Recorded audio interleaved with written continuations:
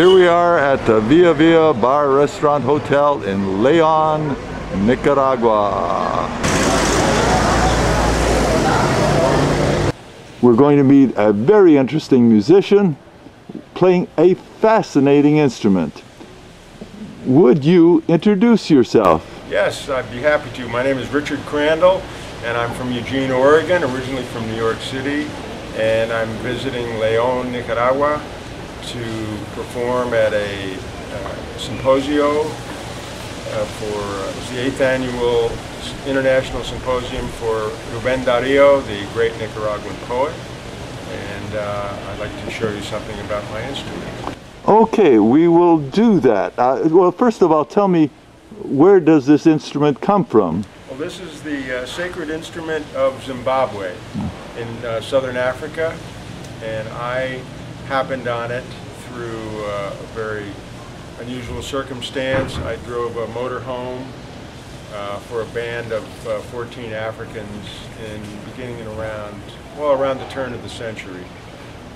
We can say that now. Around 2000, 1999, and I was a musician, guitarist, pianist to begin with, and I took this job driving these Africans from Eugene, Oregon to Birmingham, Alabama, and it led to 50,000 miles of over several years of driving and touring with this just amazing band called Thomas Mapfumo and the Blacks Unlimited from Zimbabwe. And they're just an amazing band. And I play guitar and play piano during downtime in the motels and so on with all the guys. And eventually, after the first tour was over, took the bus back to my house. It was an RV, a 38-foot RV, and I took it back to my house, and it had been totally cleaned out, but under one of the seats I found this. And I said, hey, what's this? So well, I'll stick it in my apartment for now and get to it later. So I tried tuning it or playing it and it was out of tune. So I immediately went to Ngoni Makombe, who was one of the master Imbira players from the group. There were 3 of them at that time. And he showed me how to tune it. And the first thing I did was just look for a sound. I, of course, didn't have this little electronic device on it at that time that sounded good to me, such as I liked the sound of those 2 notes together. And then I started playing notes together, little arpeggios. And oddly enough, the first song that I came up with was the chord changes to Ghost Riders in the Sky. Terrific. Now, I'm really curious. I don't know too much about sound systems, but can you tell me what a Canadian beer cap has to do with the sound system? Yeah, well, some of the guys in the band used various styles of pickups, in other words, amplification setups, and I tried different microphones and real expensive stuff, you know, pretty high-tech stuff, and then this one turned out to be the best, and it's called a bottle cap mic. Go figure, you know. And they happen to be made in Canada, and so they're $28, and they work great. And so now I'll turn the volume up, and you can hear what it sounds like amplified. And anyway, it just picks up the vibrations from the wood. Did I identify this instrument, by the way? It's Imbira. M-B-I-R-A. Thank you for the correct spelling.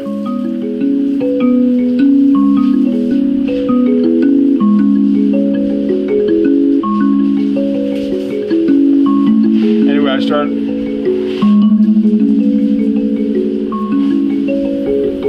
playing the chord changes to Ghost Riders in the Sky. It's sometimes difficult for me to talk and without missing some chord changes, but anyway, so that was the first thing I did, and then that led to my first composition of my own, which for years was just called Latin Afro because it has a sort of a Latin flavor to it, and then it had It goes into this African chord progression, which is very common in African music. So this one went.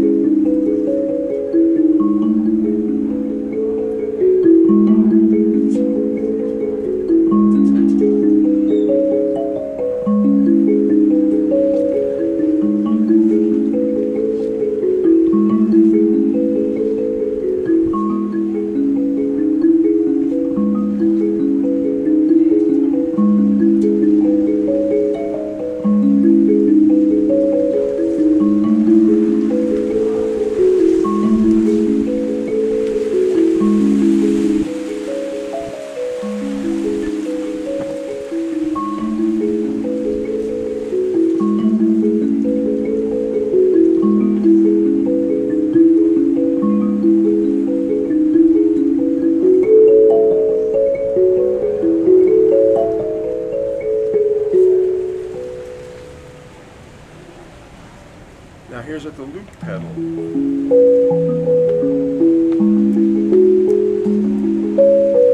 Where I get to play over myself, so to speak. And this is called The Island. That last one was at two, I forget the number one or something. So we harmonize it.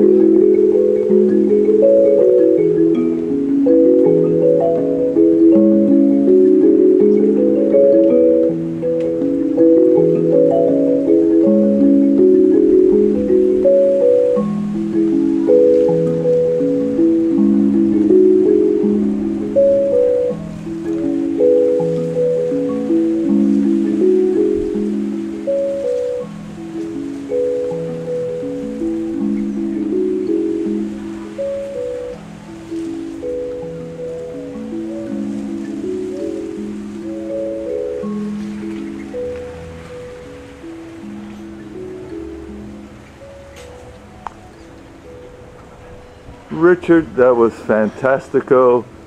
Muchas gracias for that performance. No hay de qué. Okay, thank you very much.